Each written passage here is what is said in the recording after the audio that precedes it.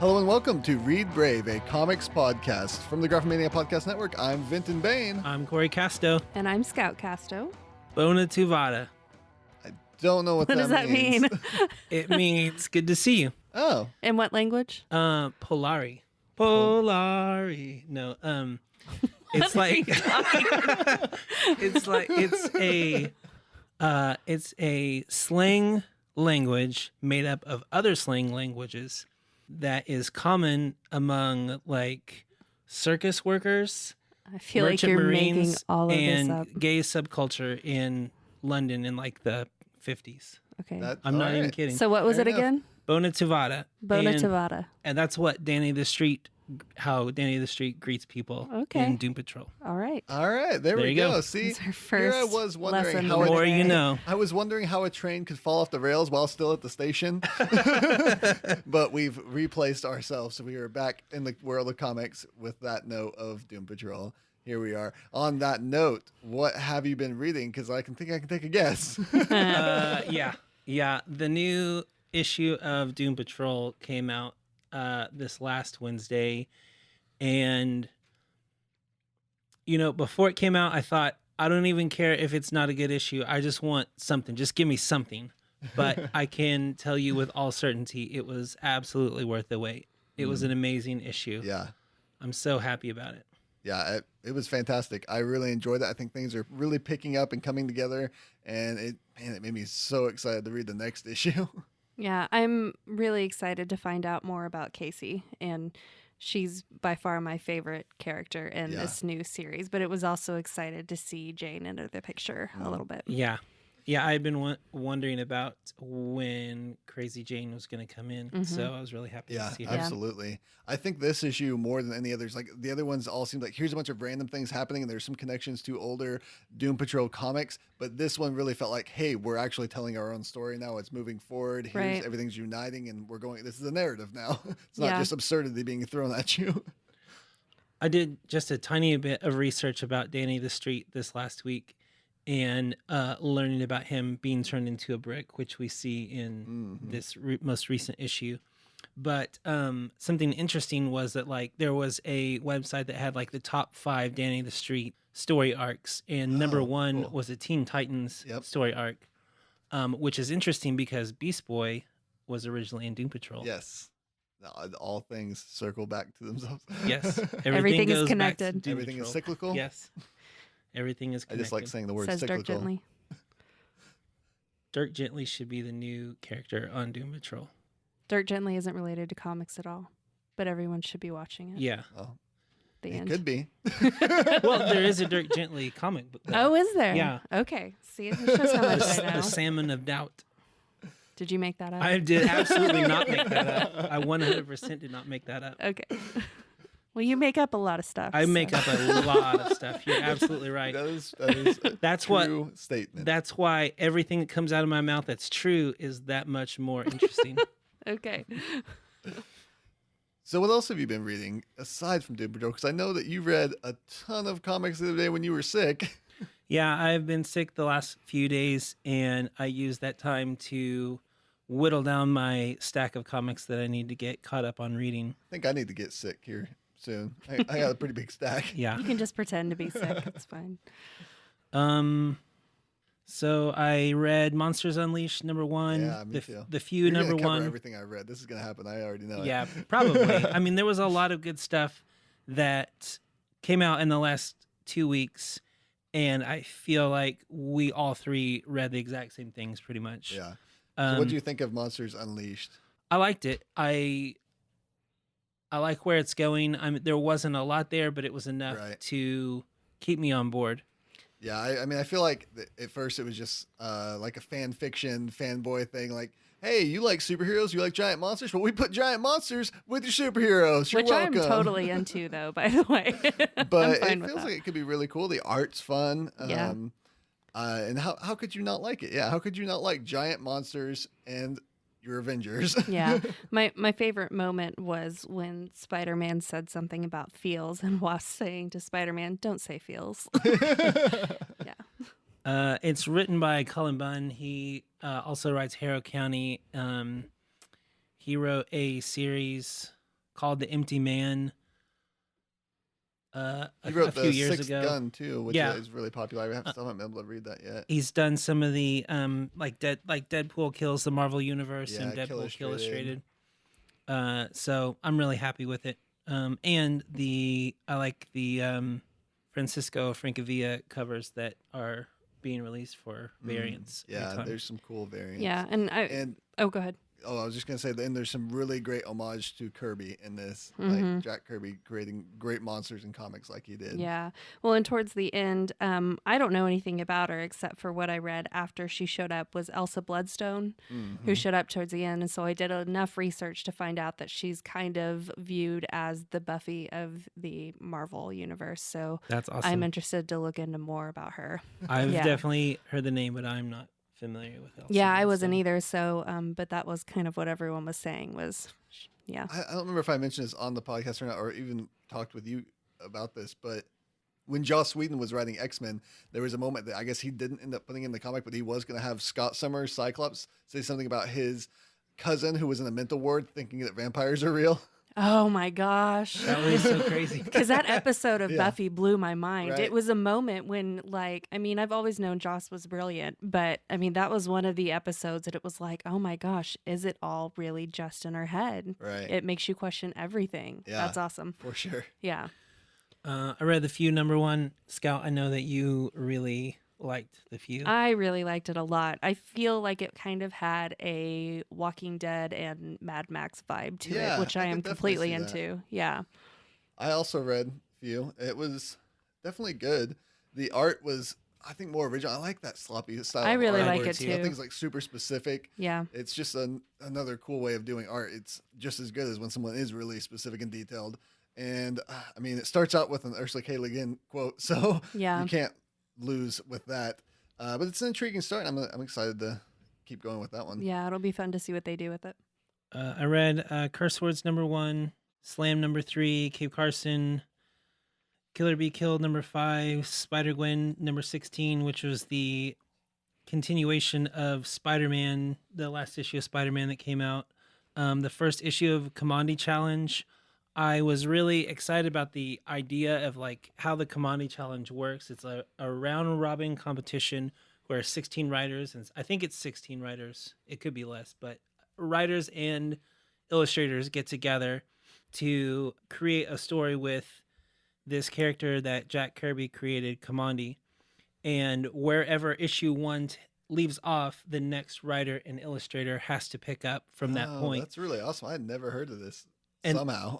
And then instead of having a letters page, they have a letter from the previous writer of the previous issue saying how they would have written them out of that, how they would have written Commodity out of that interesting, situation. Man. So you can juxtapose how the two writers work together, and I really liked it a lot. It was really exciting, and there was like a brief, like a Stan Lee type cameo from Jack Kirby in the first issue, which was really exciting. That is cool. Spider-Man 15, Punisher #8, because unfortunately Steve Dillon passed away this last year.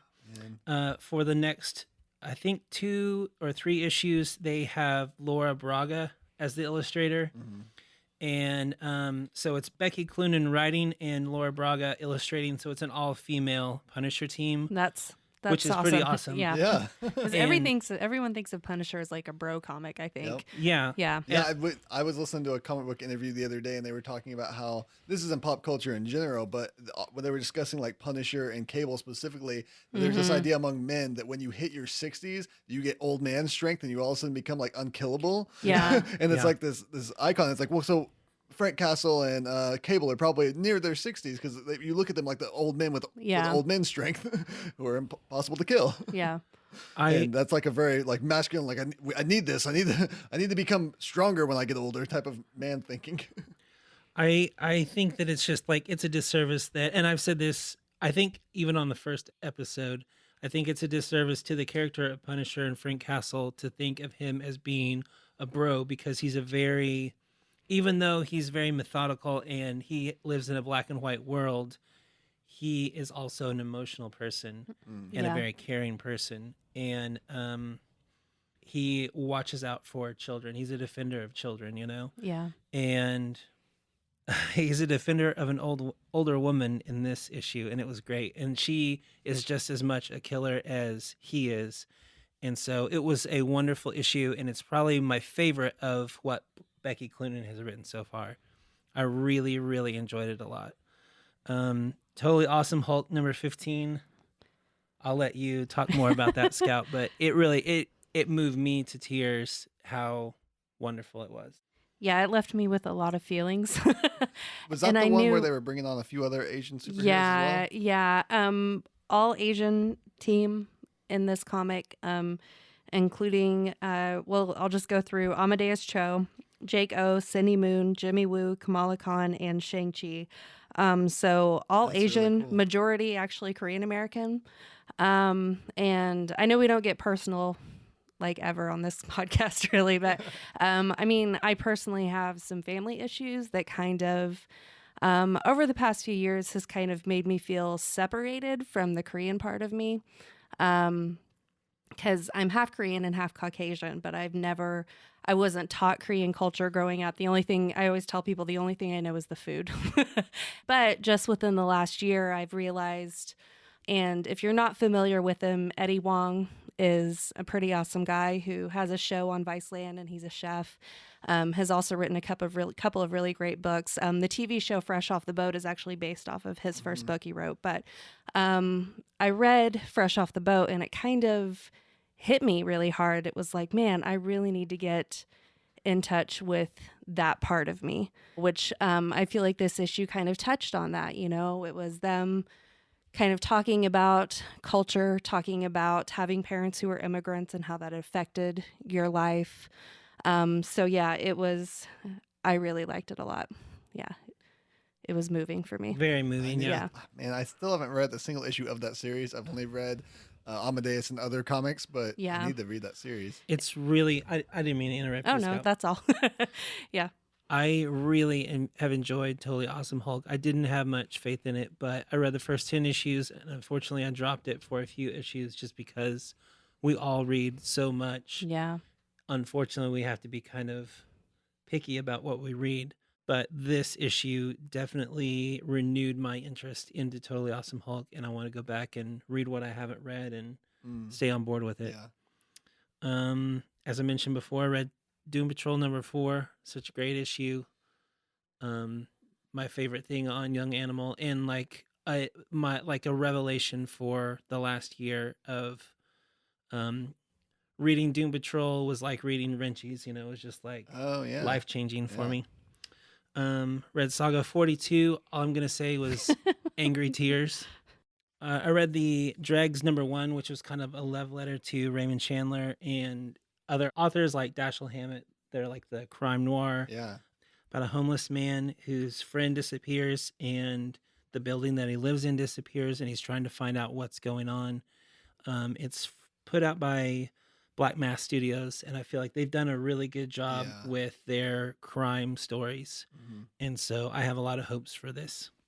I also read Hulk number 2, which was, again, really great. I enjoyed it. And then Ether number 3, and I really enjoyed it as well. Did you read the new 4 Kids Walk Into a Bank from Black Mass Studios? I have not. I haven't read it. I read the first 2 issues and then nothing else. I didn't read it either. I meant to, and I didn't get to it. I was just curious if it was still going good because I really enjoyed what I'd read of it. Scout, I hope I didn't like ruin everything that you were getting ready to say. No. I read Hulk number 2 as well. I wrote down a couple of quotes that she said that made me really happy, which the first one was, better not think of it at all, eat a pastry instead, which I think is kind of a good philosophy when life gets too heavy. Which, you know, medicating with food isn't always healthy, but it's my preferred method, so I could relate. So that was another really good issue. I really liked the new Hulk. Yeah, they're doing a really good job with that, and I just really like diving into who she is more and seeing more of that.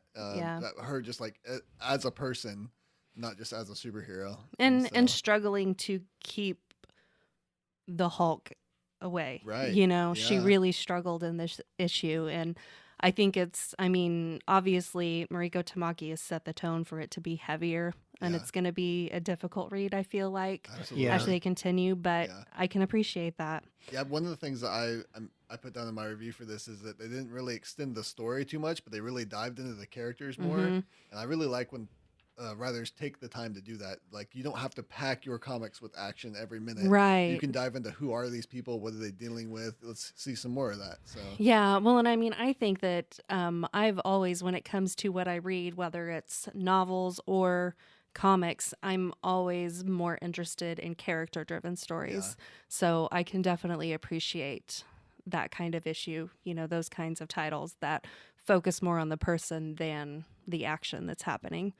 Yeah, I think that's part of why, at least when Miss Marvel got started, that was part of why I loved her so much, was it was more about the girl than The story. right. It was Um I mean pretty much the same things that Cory read. I did finally get around to reading Gamora. I read issue 1 and 2. And I definitely agree with you guys. It's really fun to see some of her backstory. I was feeling really bad for Nebula. Yeah. I feel like it shed some light on why she always feels like the one who's put last, Yeah. which did make me sad. So, yeah, but I love those covers. yeah, Too. I showed my wife those covers and she was just blown away. And they're fantastic. the art covers. is gorgeous. Yeah. I think that besides Totally Awesome Hulk number 15, one of my favorite things I read this last week was Black Widow issue 2. So good. I've said multiple times, but Natasha and Becky are, they say OTP, one true pairing. They might be my OTP. We're getting into like internet slang here. There we are.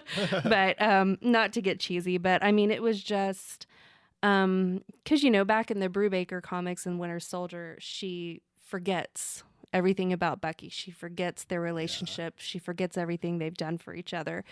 And they kind of hint at this issue that she's gotten all those memories back. So I really hope that they keep going with that and show a little more of that story. And I think it was really wonderful.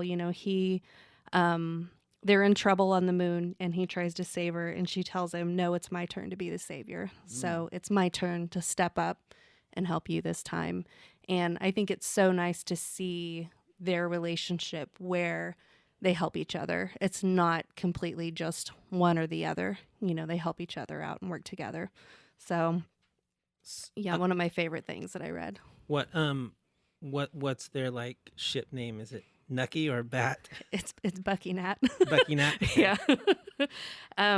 Yeah, and I said on Twitter not too long ago, but I think that this is a great example of men writing a feminist comic, that it is possible. And if we ever do get a Black Widow movie, this is the Black Widow movie that I want to be made. Absolutely. Yeah. So they would have to give a little backstory with the Bucky part because they've pretty much ignored all of that in the MCU, but I think it could happen and it would be awesome. One thing I liked about Black Widow, not to steal your No, it's okay. microphone or anything, but was the kind of like wink and nod to Original Sin storyline. Oh yeah. They while they're on the moon, they kind of allude to the things that happened in Original Sin. Okay, yeah. And so that was like really exciting for me, I think. Yeah, I like that Unworthy Thor is touching on some of that too, that they're not just letting those events disappear like they didn't happen. They're still carrying on some of that stuff and talking about what happened there. Yeah. Like Cory, I also read Curse Words number 1, and I thought it was a really great first issue. Yeah. It was so much fun.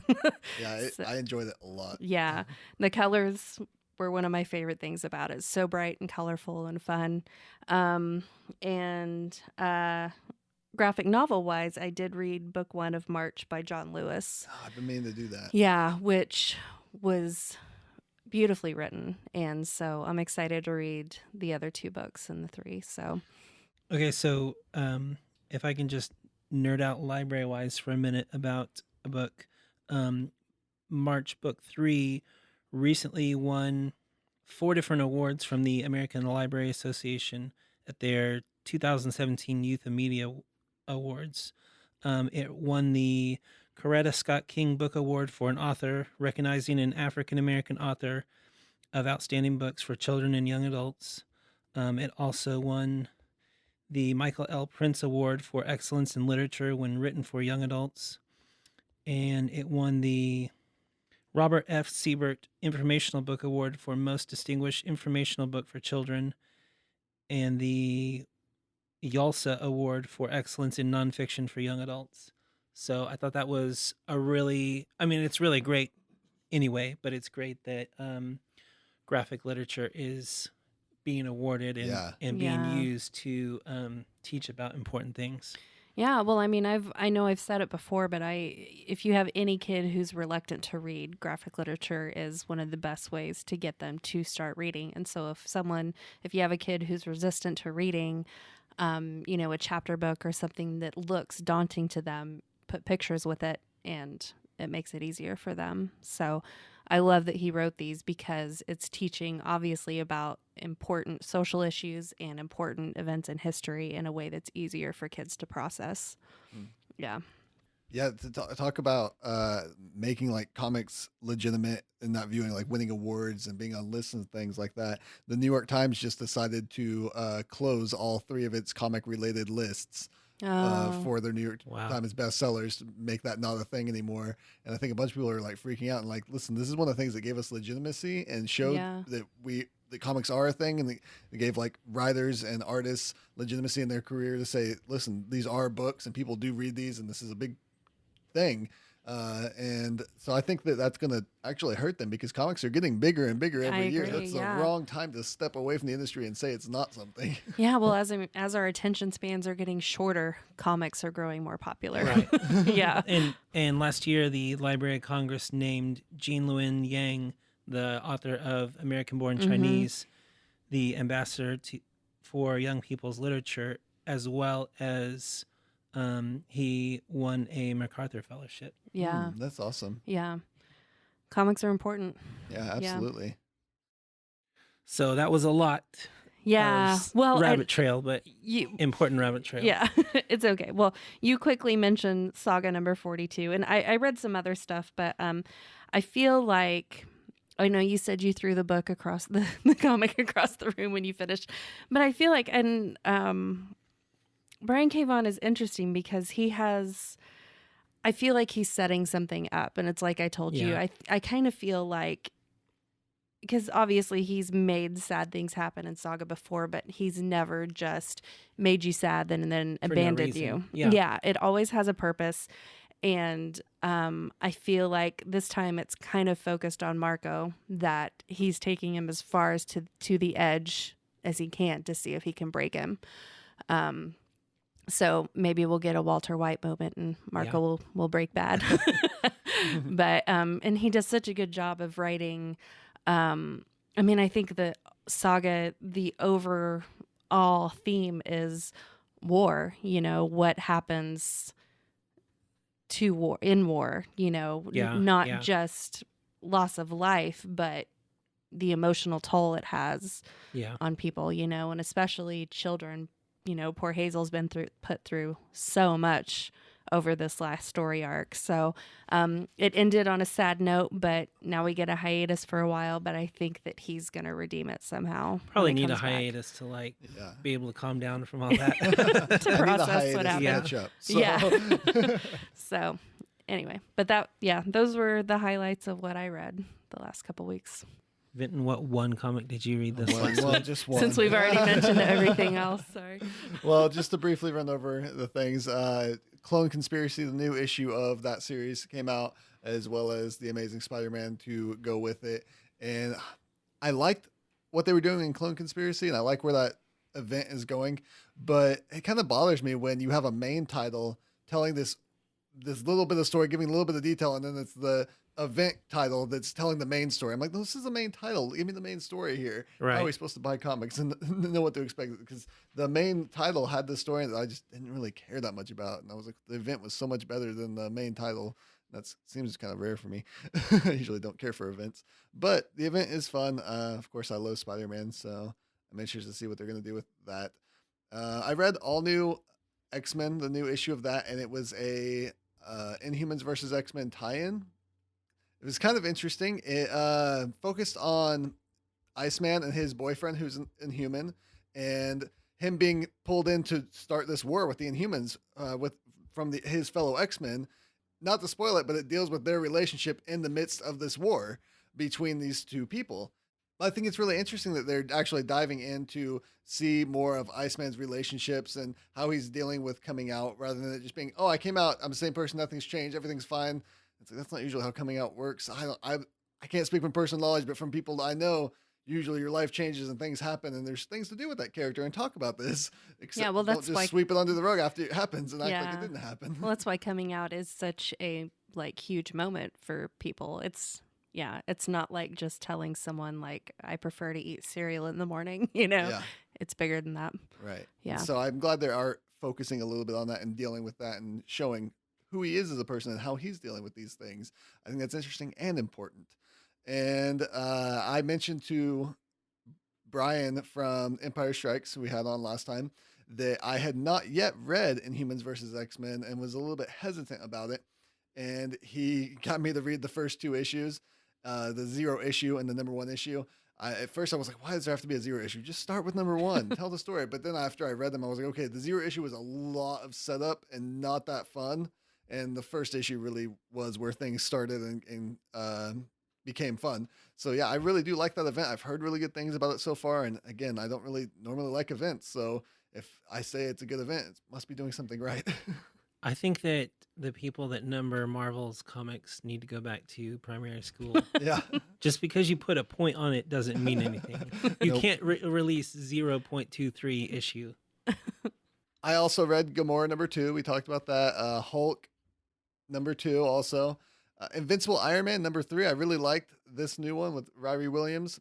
They finally addressed the name thing, and Ironheart, and Riri convinced me that it was good. I liked it. I liked the way that they talked us into it, and I thought it was just a great issue in general.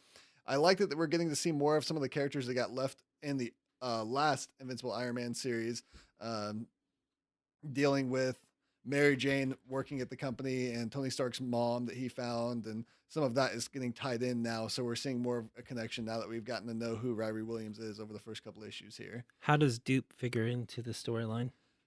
Not enough, Okay. I would say. Not at all, Not which at is all? not enough. Oh, okay. Maybe Dupe will be in Doom Patrol now that Mike Allred is illustrating, and Madman too. I wish he just owned the rights to Dupe, and Dupe could just follow him with every series that he worked on. That would be great. I also read Monsters Unleashed. We already talked about that. I read U.S. Avengers, and we don't talk bad about comics on here, so there's not much I can say about this one. But I mentioned that first one. I felt like there was some kind of agenda they were pushing, but I didn't know what it was. That continues on. There's some weird timey-wimey stuff going on here, and I get enough of that from my other X-Men books. I don't need it in this Avengers book too, with all these other X-Men. And I still like the characters because they're using a lot of New Mutants, and it still has promise to turn out okay. But thus far, all we have is this villain that they introduced that seems completely unmotivated. Seems like a C-lister being pushed as an Omega-level threat in this comic. Like, we need every Avenger hands-on to deal with this stupid mobster who can time travel. Yeah. And it just seems completely pointless to me. I don't know. I'll have to wait and see if this is going to turn around. I might still check out the next issue and find out about that. Those are the Marvel titles I read, and I promised last time that I was going to try to read some non-Marvel titles, and I succeeded in the most part. I mostly just read Image comics, which I should have also not done because that's usually what I do, Marvel and Image. I should have done some DC, more Dark Horse. I meant to read Black Hammer, and I failed. We'll get there. I'll need like a vacation real bad. I started reading Monstrous because it was so talked about last year, and I liked it. I was confused and lost for a lot of it, which for an issue 1, I feel like you're supposed to be introducing me to things and telling me where the story's going to go, and feeling confused and lost is not what you want from me at the end of this. I feel like it did pull me in a little bit, and I am interested to see where it goes next. And I probably will continue to read it and try to find out more about it. It has interesting art. I think it lies on an interesting point in the Venn diagram of comic, manga, and classical art. So I thought that the art was pretty interesting, at least, and I'm interested to see where the story goes. I don't have fully formed opinion yet, having just read an issue 1. It's kind of weird for Image because usually Image number 1s are like, you know exactly what's going to happen. I feel like Image number 1s are almost always tell me how I'm going to feel. You know what I mean? Like it's by the end of issue 1, I know the story pretty well. I know the characters well enough to know if I want to move on and read issue 2. And I agree. Like I read the whole first volume of Monstrous, and by the end of it, I still didn't have a feel for what was happening. Yeah. So, yeah. Now, we already talked about curse words number 1, but I want to talk a little bit more about it. This is about a wizard who comes to destroy the earth and kind of falls in love with it and decides to stay. Yeah, he falls in love with humans because we're complicated beings. And so he just kind of hangs out and is cool and does magic for people if they pay him. He gets a hipster haircut. Yeah, he has rules awesome. about magic, and it's great. And then people come looking for him and say, you were supposed to destroy the earth. Yeah. And so things start to hit the fan toward the end there. But it's pretty fantastic. I really enjoy the artwork. It's really fun. It's whimsical, and it's serious at the same time. So it's really great writing, and really fun concept. Yeah, I have high hopes for it. I think it's going to be a lot of fun. The writer was the former writer for She-Hulk. Yeah. And was a liar. Yeah, comic book writer and a lawyer. Yeah. Which is great for She-Hulk. Yeah. Definitely. It's perfect. They just need to find a wizard to write curse words. Yes. Maybe he is. He could be Also a wizard. legal wizard. I read Cave Carson number 4. Did you read Cave Carson number 4? I read Cave Carson number 4, and I'm going to be honest with you. It was kind of my exit point. There's just too much going on. Slow and, it moves really slow. I feel like it's been released really slow, and it's hard to keep up with everything that's been going on. Yeah. I feel like it's still going slow. I feel like issue 4, though, did leave me with some promise of it picking up and some interesting things happening next issue. So I'm going to still keep going with it. I still like the idea of bringing back this character from the olden days and doing something new with him here in Young Animal. And of course, it's Young Animal, so it's going to be really hard for me to drop anything from Young Animal, I think.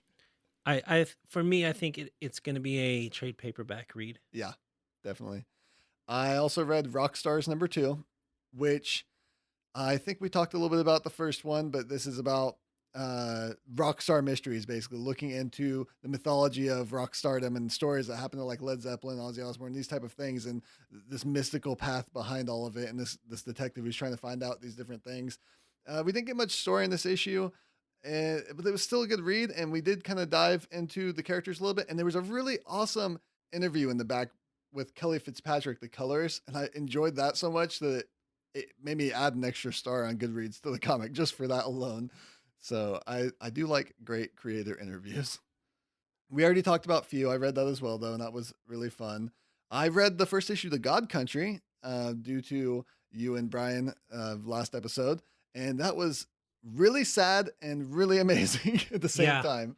So that got me in the feels, dealing with this old man with Alzheimer's and just what it's like taking care of a father and having family drama, and then brings this fantasy twist in as a sucker punch toward the end, and you're just like, wait, what's happening in this comic? So very interested to see where this is going and want more. Definitely want more.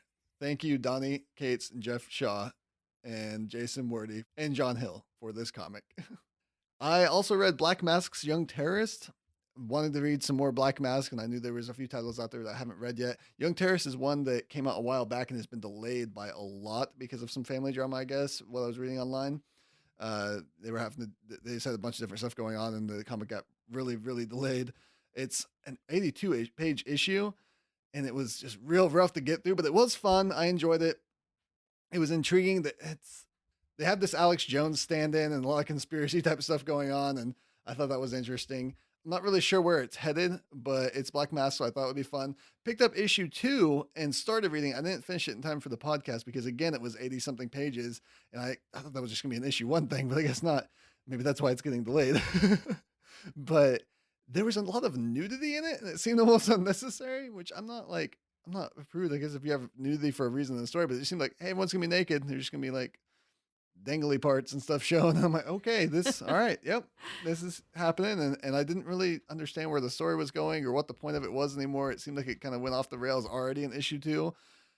We'll see. I'll finish issue 2 and report back. Was it nudity in like the privacy of people's homes, or was it like groups It of was- people that It just was- happen to be nude because I- there's a It difference. was nudity on a bus with like a group See, of people okay, yeah. who were activists, and then they were Okey-dokey. Then they got off the bus. People got dressed, and then they were attacked by soldiers and taken to some place where they were being held captive, and their clothes were taken away again. See, yeah, that's kind of odd. See, it's like I know TV shows like Girls have gotten a lot of flack for having so much nudity, Mm-hmm. but it's like it's always someone in the privacy of their own home or Right. something. And it's like Right. we spend a lot of time naked in our houses, you know, like that's where you take your clothes off. Yeah. But out in public, yeah. I kind So- of think that you just said that there was a comic book about improv everywhere. Yeah. Next, I they're don't- all I going to don't go think- watch a band and sing along with the I don't think songs. Improv Everywhere's ever gone fully nude though. No, They've done no, like no. the pantsless subway ride, Yeah. but Yeah, they have some standards. that's the militant extremist wing of improv everywhere. That gets naked. Yeah, so that was everything that I read since last episode. That was quite a bit, but I think I could have talked twice as long on the comics I wanted to read. Yeah. and Well, didn't get a chance to. I mentioned before we started, it's like I feel like these last couple of weeks we have all read started new series. Yeah. Which it's like on one hand I'm like, oh you idiot, you already have so many things that you can't keep up with. Right. But there was just too much happening that I was interested in to ignore them. So Yeah, as much as I love a bunch of the series I'm reading, I do wish some of them would end so I don't have to keep up with them anymore. Yeah. Like, come up with a really good ending, satisfy me, and then keep going. Yeah. with something Yeah. else. Yeah.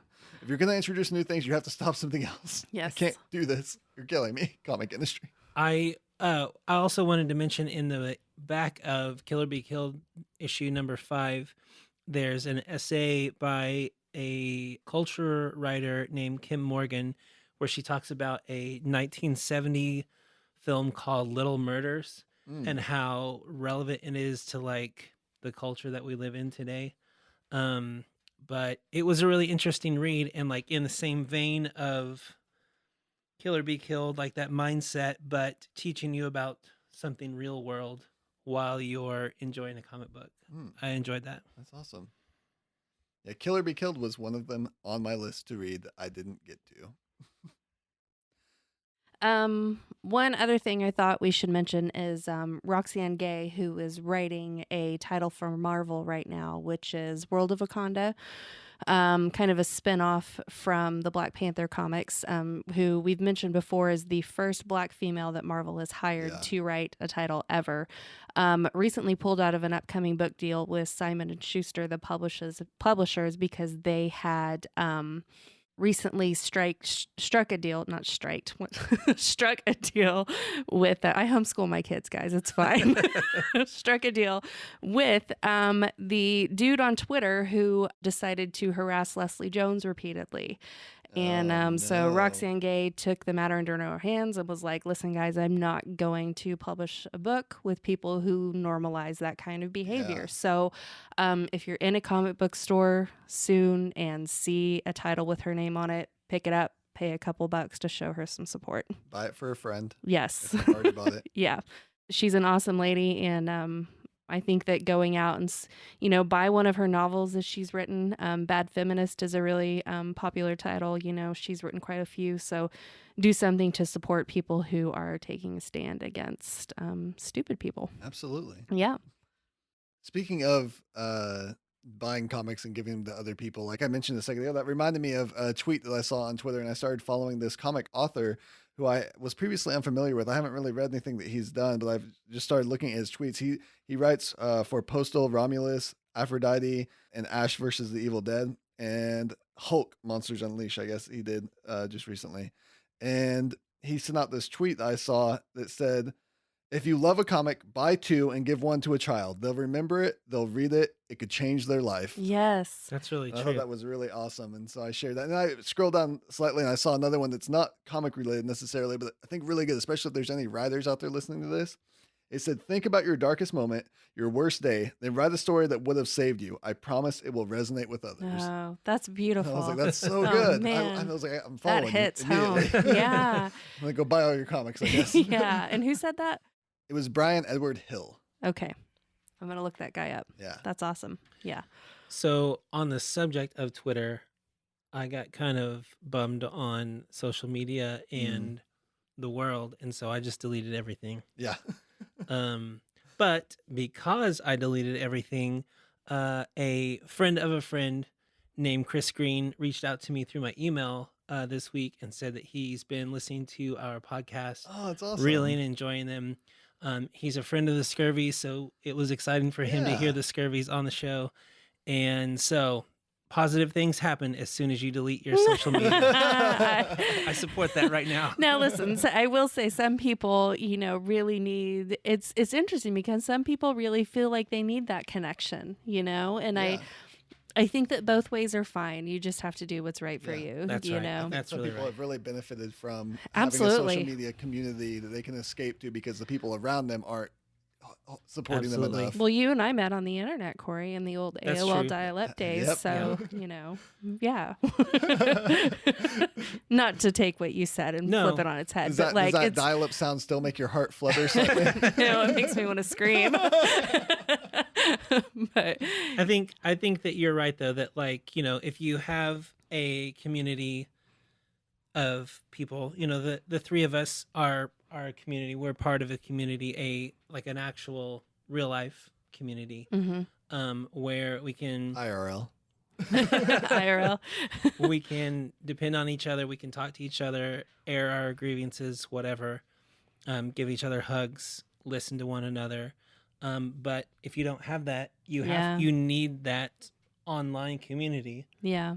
So I think the important thing is just to find your community, however it is. Yeah. And for myself, I felt like it was detracting from how I wanted to Interact with people. Yeah. Contribute to my community, that it was a distraction and I needed to cut it out. Sure. And I hope that what I gain from this is more interaction with people, that people will come up to me and talk to me about comics, or maybe you email me about comics. I know the one thing I didn't delete was Goodreads, just because we all three use that to track what we read every week because we're reading so much.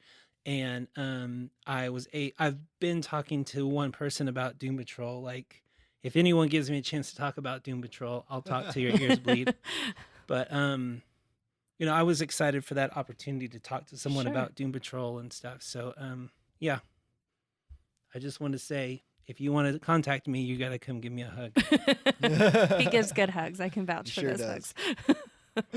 hugs.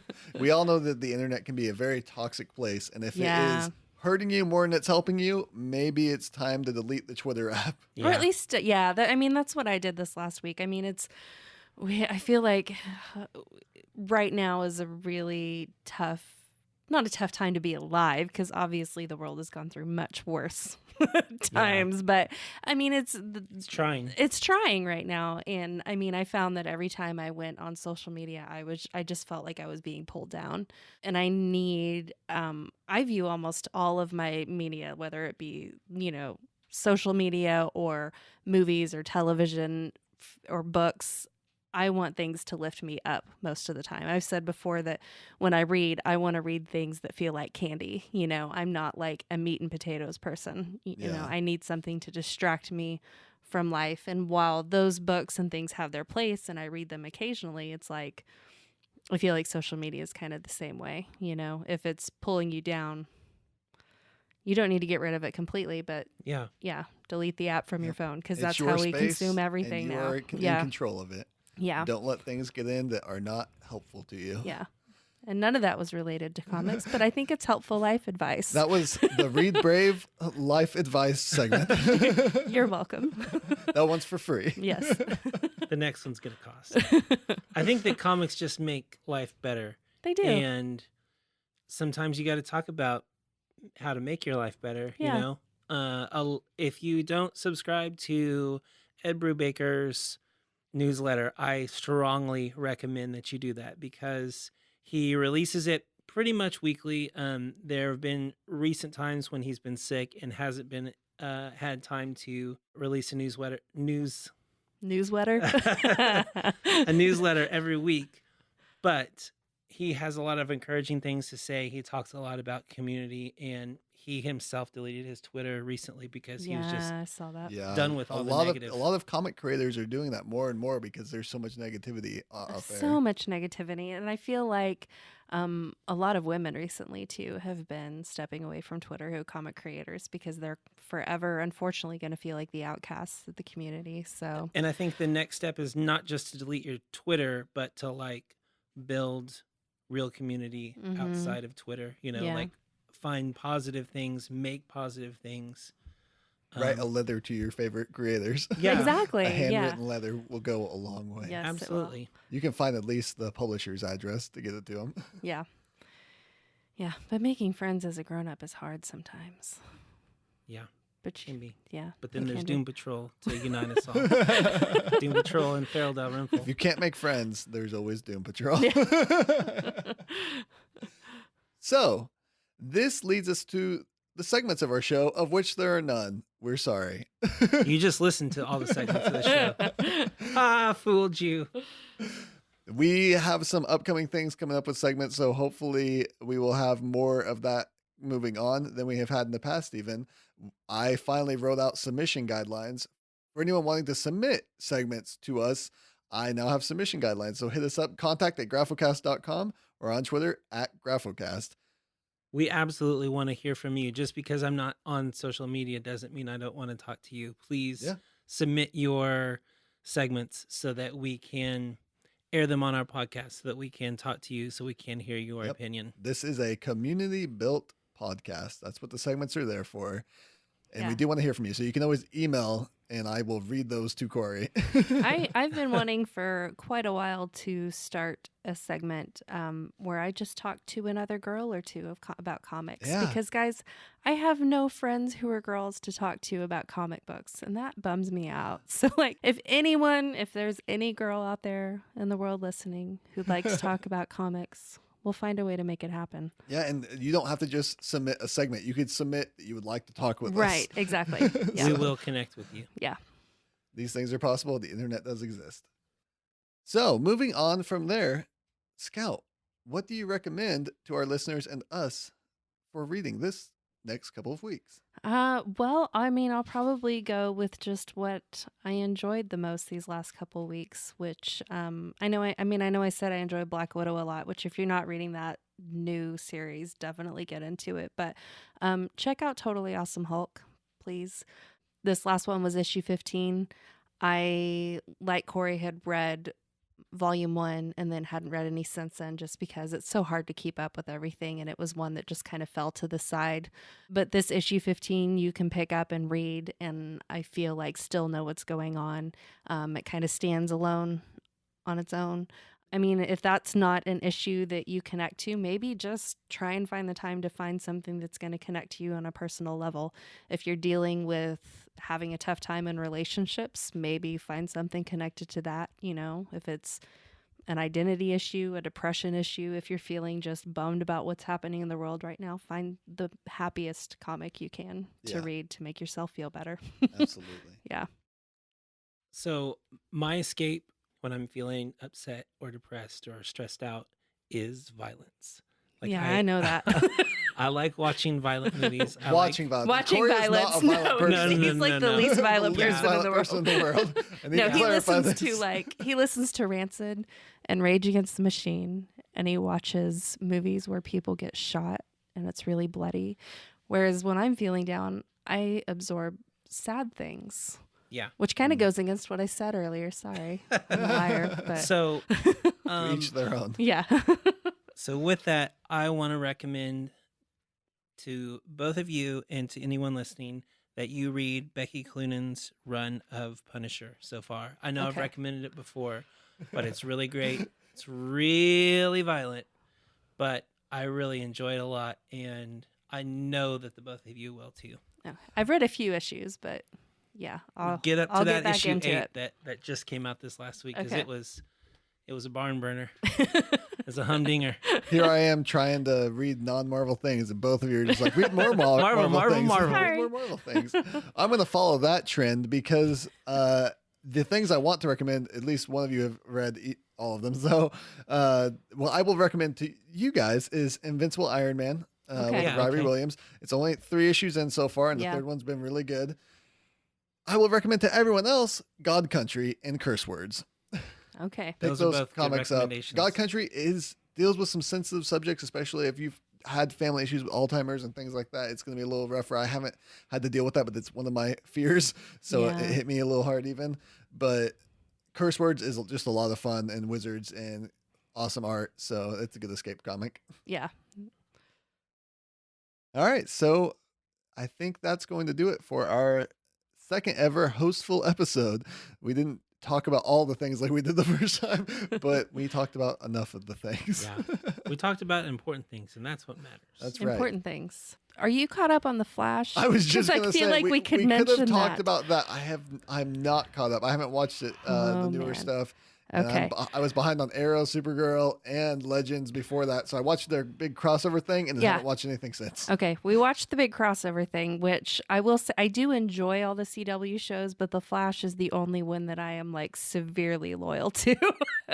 So, yeah, well, we won't talk about it then since you're behind. So just Sorry, kidding. guys. I'll catch up Never one day. mind. I feel like there's nothing else we can say in regards to TV Yeah, or we haven't had a movies comic or book movie. nothing. There's some game stuff coming up, but I'm the one that games really more. Yeah. They announced that Square Enix, the makers of Final Fantasy, and I can't remember the name of the company, but the company that made the later Tomb Raider games are getting together to make an Avengers game. They released a teaser. did see that, so it'll be interesting to see what happens there. Yeah, some people have speculated, I guess, from the information given, that it's going to be an online RPG type thing. That's I'm different. not sure what they're going to do with that, but we'll see. Yeah, I did see that the Russo brothers posted a picture on Instagram that they've started setting up trailers and everything for Infinity Wars to start filming. So Yeah, I like the headlines. We'll see what happens there. That tons of trailers have been released. Yeah. Not what you think. Not those trailers. Yeah, and I don't think they actually like officially start filming until May was what I saw is when a lot of people show up. I'm like, my gosh, did they really start preparing that stuff that early? But I guess for an epic Marvel movie like that, yes. We do have a lot of good stuff coming up, though. Lego Batman movie coming out pretty soon. Logan, that second trailer got released, and I usually try not to watch like every trailer that comes out, but I was like, I gotta watch the second trailer of Logan, and I'm so glad I did. It was so good. Yeah, that movie looks so amazing. I'm ready for my heart to be broken. Yes, bring it on. Lego Batman and Logan, definitely 2 movies I will be going to see without a doubt. Yeah. Yes. So excited for X-23, Laura Kinney. Yes. It's going to be fun and sad. Also, they announced that they were going to be doing an X-Men TV show of some sort. We haven't figured out what it is yet. There's been a deal with Fox, and I was super excited until they said, and Bryan Singer's going to direct. I'm like, can he not? Can we do something? Can someone else do something with live action X-Men? I understand he did the better of them, but it's still not amazing and still not what it could be. And yeah, come on, guys. Yeah. Let somebody new take the reins. Yeah. It's kind of a bummer. I feel like the world is so full of creative people, yet this select few are the ones that get the opportunities. Over and over. Yeah. So. Plus, the X-Men, I shouldn't say this, but the X-Men, a team all about diversity. Let's get that white guy again to direct it. No, it's a good point. It's a very good point. Well, it's like if they ever did make a Black Widow movie, they probably just hire a dude to direct it. So, I mean, it's... And not Brian K. Vaughan. Yeah. Who was a woman. So. Who was a woman at one point. Most likely. Probably Michael Bay. Yeah, Michael Bay. Oh, gosh. Whoa. Why is that making that sound? All she's doing is stepping out of the bathroom. Dubstep.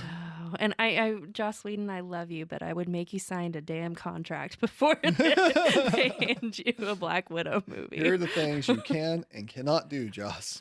Just stop it. All right, that's going to do it for our second ever hostful episode. That was fun.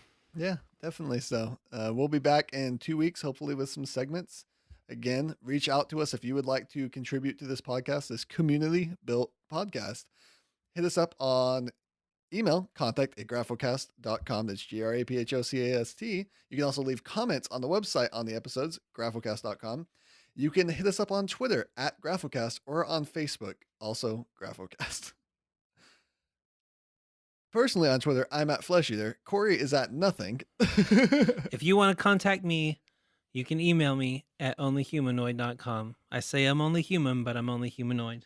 Onlyhumanoid@gmail.com. What did I say? Onlyhumanoid.com. Well, Which if it that's should not be. purchased, you should make it happen. Onlyhumanoid@gmail.com. Yes. I'm at Scoutcasto on Twitter. I've deleted the Twitter app from my phone, but I still get on once a day to make sure there's nothing there, and there never is, but that's fine. And if you want to talk It's to any of fine. them, email us, and I will share Yes. these emails Yes. with everybody. So before we leave, I want to leave a quote with all of you. All right. It's from Jack Kirby. He says, I feel my characters are valid. My characters are people. My characters have hope. Hope is the thing that takes us through. That's beautiful. Good words. Beautiful.